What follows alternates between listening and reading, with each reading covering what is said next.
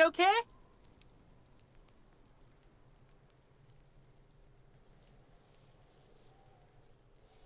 For the fuck gimp.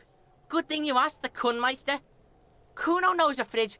Perfect for freezing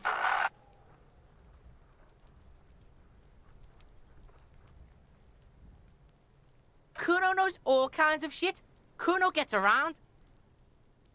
Bacon Man's in a rush. But what's in it for the Kuno? What's the return on Kuno's investment?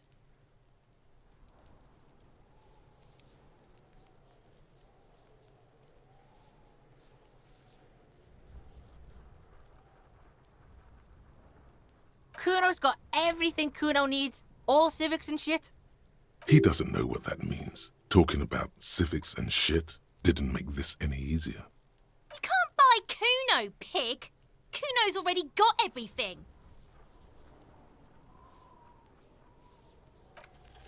By killing in his territory, someone has openly challenged Kuno. It's in his best interest to put them in their place. A dark flame smolders in Kuno's eyes as he ponders your argument, wordless, like kings do.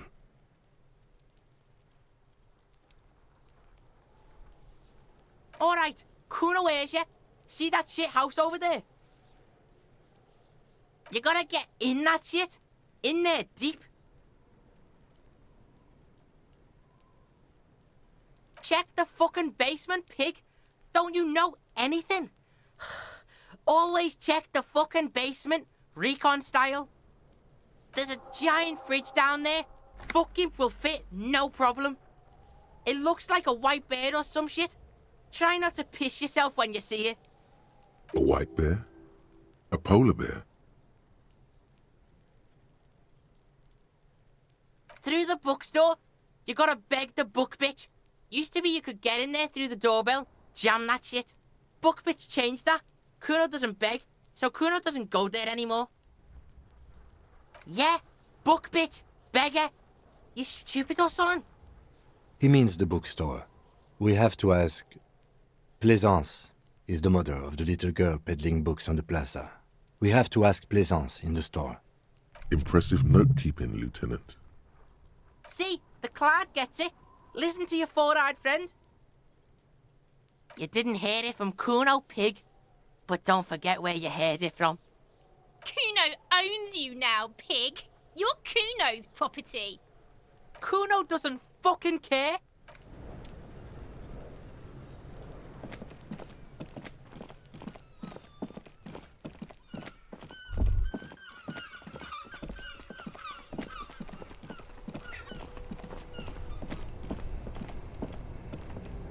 Make way for the master poet. Ease into it. Don't go too far. This seems like a personal matter. Cool. We all want to know each other, know each other's woes and all. But people, man, they have slippery souls. Just like that, he slips out of your reach. It is possible the yelling didn't help.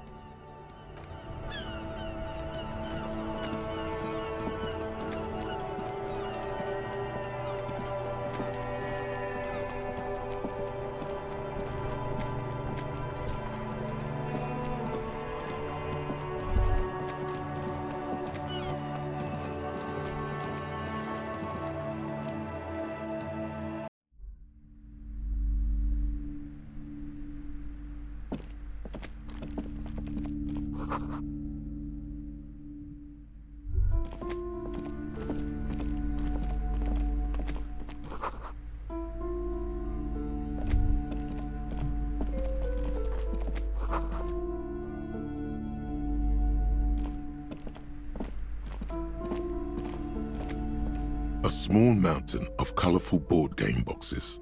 There are numerous types of games for all ages.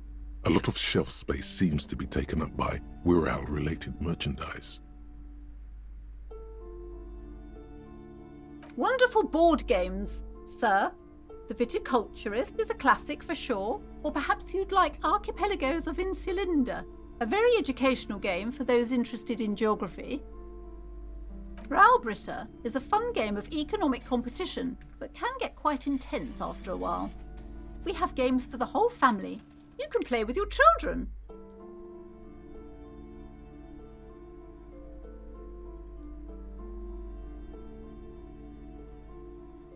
Don't be so hard on yourself, sir. You just need to clean up a bit. And technically, friends are a bit like family. For playing with friends, I'd recommend Suzerainty. It's a civilization building game where you build a civilization, then set off to brutally colonize and repress other civilizations.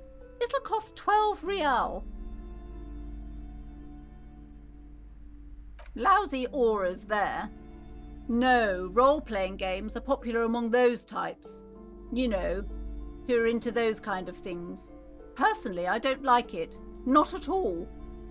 I've heard they turn people into occult enthusiasts. That they have rituals where they try to summon entities. Highly immoral stuff. You can still buy them, though. An endless variety of source books, lore books, and codices litter the table. The topmost book is titled Welkin Compendium, 2nd edition.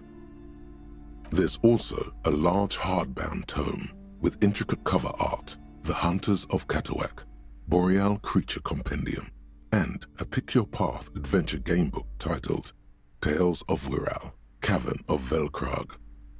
Books in a board game section? Who wants to read books? There's a box that says Wirral, 3rd edition Mega Setting Supplements Module.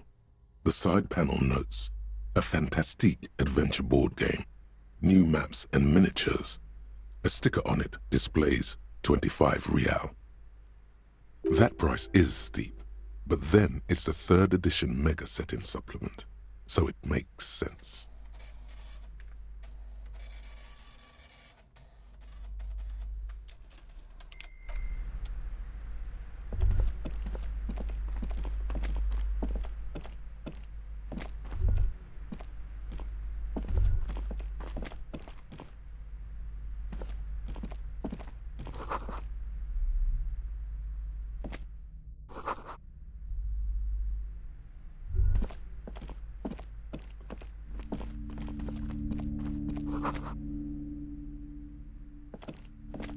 This bookstore is not strictly about crime, romance, and biographies of famous people.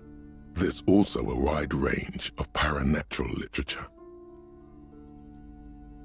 Amidst the various books, you find one written by someone named Matthias W. Dundas. It's about wholeness, unity, balance. These 3 things are very important to the working class mind. The point of the book, and many others on this shelf, is to give people medicinal advice in situations where they don't have access to paid health services. It serves platitudes, while also telling everyone that traditional medicine, the kind people don't have access to and which costs more than this book, is garbage and would only give you cancer anyway, without even curing your cold or anything. Wholeness, unity, balance, on the other hand, can basically take care of anything. Though it is important to note, when it's up to your mind to heal yourself, then it's because of your mind that you're ill in the first place. The book features chapters on topics such as how to find magnesium. It even lists plants you can harvest magnesium from. How to continue drinking if you're an alcoholic who has destroyed his liver. And there's even a chapter on the ancient Seraïs tradition of using duck gallbladder preservatives to treat and prevent sexually transmitted diseases. Pre and post factum apply. Nothing worth buying.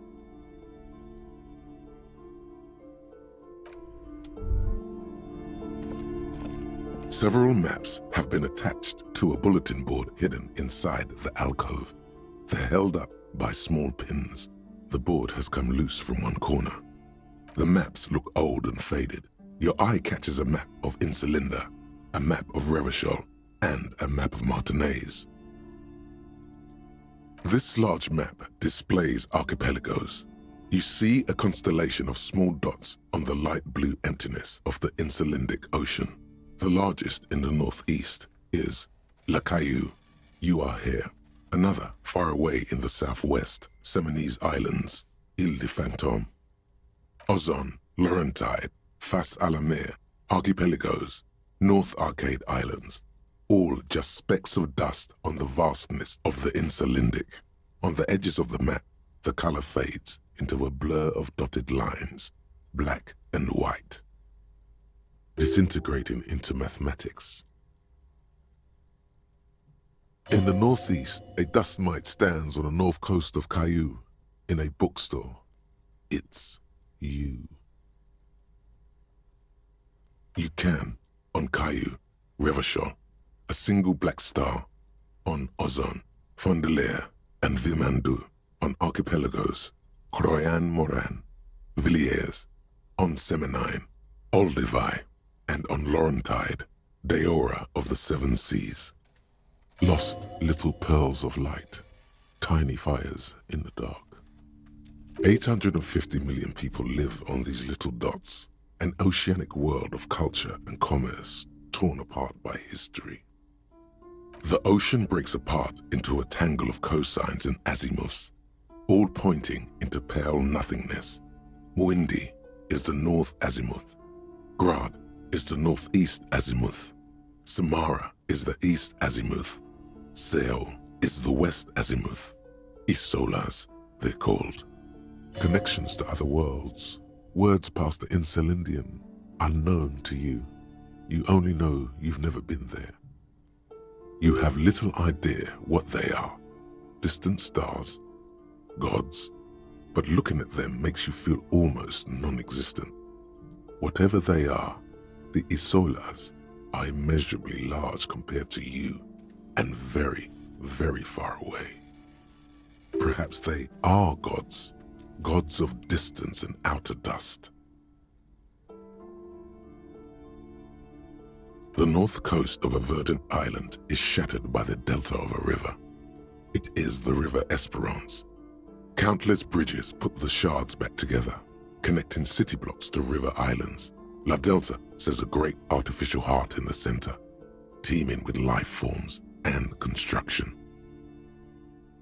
To the east, rolling hillsides, Le Jardin, Stella Marie, the suburbs of Saint-Baptiste, swallowed up into the megacity.